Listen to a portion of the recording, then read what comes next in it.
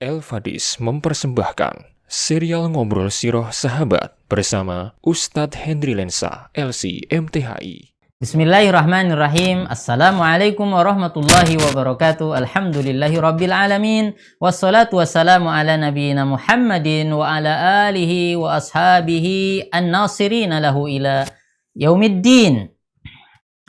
Qala Umar bin Khattab radhiyallahu ta'ala anhu yauman. Umar bin Khattab radhiyallahu ta'ala anhu berkata pada satu hari, "Lau ahidtu ahdan aw taraktu tarkatan kana ahabbuhum ilayya Zubair innahu ruknun min arkanid din." Umar bin Khattab pernah berkata pada satu hari, seandainya aku memberikan wasiat, memberikan nasihat atau meninggalkan sesuatu, orang yang melanjutkan perjuangan setelahku, kana ahabbuhum ilayya Zubair, orang yang paling aku banggakan, aku cintai adalah Zubair. Innahu ruknun min arkanid din, karena dia adalah pilar dari pilar-pilar agama yang ada. Mengapa Umar bin Khattab mengatakan perkataan yang serius seperti ini? Karena Zubair bin Awam adalah sahabat Nabi Muhammad SAW yang memang sudah terkenal di kalangan sahabat-sahabat yang lain sebagai hawari, sebagai penolong Nabi Muhammad SAW, hawariyun Nabi Muhammad SAW. Nabi Muhammad SAW bersabda, "Inna likulli nabiyyin hawariyan wa hawariyi Zubair." Setiap nabi mempunyai penolong yang sangat setia, dan penolong yang sangat setia yang aku miliki adalah Zubair. Dia adalah Zubair ibn Awam ibn Khuwailid, ibn Asad ibn Abdul Uzza ibn Kilab. Jadi nasabnya bertemu dengan Nabi Muhammad SAW di Kilab bin Murrah bin Ka'ab ibn Lu'ay, sampai akhirnya dari keturunan Nabi Ibrahim alaihissalam. Jadi sahabat ini Quraisy, dia mempunyai keutamaan, terkenal dengan keberaniannya. Ali bin Zaid mengatakan, haddatsani man ra'a Zubair, telah mengabarkan kepadaku orang yang pernah melihat Zubair bin Awam, ka'anna sadruhu al-uyun, seolah-olah dadanya itu mata.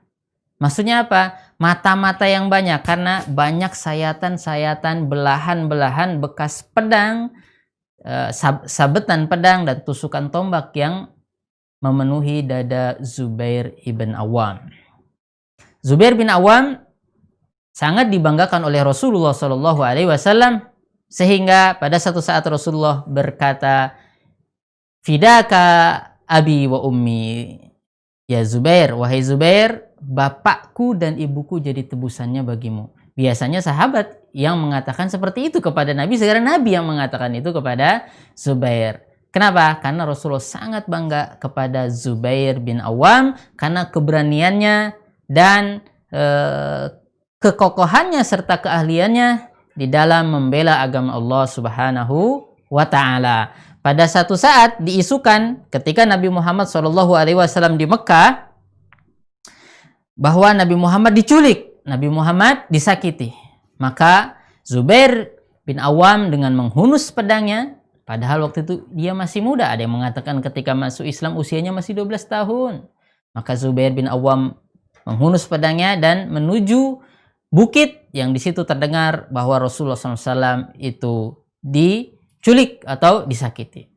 Nah, sambil menghunus pedangnya dan mencari tentang kepastian kabar tersebut. Tetapi ternyata Rasulullah SAW tidak disakiti. Dan Rasulullah SAW sangat senang melihat keadaan ini. Dari sini Zubair bin Awam mendapat gelar awwalu man salla sayfahu fil Islam, orang yang pertama kali menghunuskan pedang di jalan Allah Subhanahu wa ta'ala atau di dalam agama Islam ini. Teman-teman yang dimuliakan Allah Subhanahu wa ta'ala, Zubair bin Awam, orang yang sudah terluka di perang Uhud tetapi masih bangkit untuk menyeru, tetapi masih bangkit untuk menjawab seruan Allah dan Rasulullah SAW untuk memburu orang musyrik ketika suasana sudah seri di perang Uhud. Kaum muslimin mundur, kaum musyrikin mundur, tetapi Rasulullah SAW khawatir bahwa kaum musyrikin akan melakukan serangan balik. Maka Rasul mengatakan, man yantadib fi atharihi, man yantadib fi athari kaum, siapa yang bisa mengikuti atau mencari kabar atau mengejar orang-orang musyrik, khawatir mereka balik lagi, maka yang berdiri bersama 70 sahabat yang lain untuk menjambut seruan Allah Subhanahu wa taala dalam firman-Nya, alladzina istajabu lillahi war rasul min ba'di ma asabahumul qarhu lilladzina ahsanu minhum wattaqau ajrun azim, adalah Zubair bin Awam bersama 70 sahabat Nabi yang lain. Itulah Zubair bin Awam. Mudah-mudahan kita bisa mengambil akhlak atau sifat yang baik dari beliau, yaitu keberanian di jalan Allah Subhanahu wa taala. Terluka sedikit tidak masalah, bahkan nyawa hilang dari tubuh ini, meninggalkan badan ini, juga diikhlaskan oleh Zubair bin Awam untuk tegaknya agama Allah Subhanahu wa taala, karena tidak mungkinlah kita bisa merasakan manisnya iman apabila kita tidak menjadikan Allah dan Rasul-Nya lebih kita cintai daripada tubuh kita, badan kita, dan kesenangan kita. Nah, itulah Zubair bin Awam. Mari kita berjalan di atas jalannya.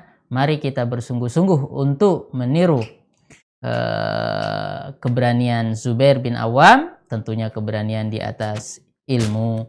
Nah, Zubair bin Awam tidak banyak meriwayatkan hadis dari Nabi Muhammad SAW karena ia sangat khawatir akan terjatuh ke dalam kedustaan kepada Nabi Muhammad SAW.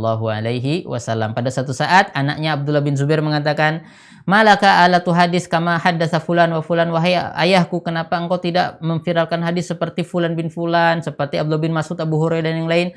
Apa kata Zubair bin Awam? "Amma wallahi ma faraqtuhu mundu aslamtu." Aku enggak pernah berpisah, demi Allah aku enggak pernah berpisah dengan Nabi setelah aku masuk Islam. Tetapi aku pernah mendengar dari Nabi satu kata-kata yang membuat aku takut. Apa? "Man kadzaba alayya muta'ammidan falyatabawwa maq'adahu minan nar." Ada satu kata yang membuat aku takut, kalau aku salah nanti bagaimana? Barang siapa berdusta atas nama Nabi Muhammad SAW, siapkan tempat duduknya di neraka. Bagi orang yang gemar menyebarkan hadis-hadis palsu walaupun niatnya bagus, itu sangat terancam dengan hadis ini. Lihat Zubair bin Awam, walaupun sahabat Nabi, sangat dekat dengan Nabi, bahkan kerabat Nabi, dia tidak sembarangan menyampaikan hadis Nabi Muhammad SAW karena takut terjatuh ke dalam dusta atas Nabi Muhammad SAW. Itulah Zubair bin Awam.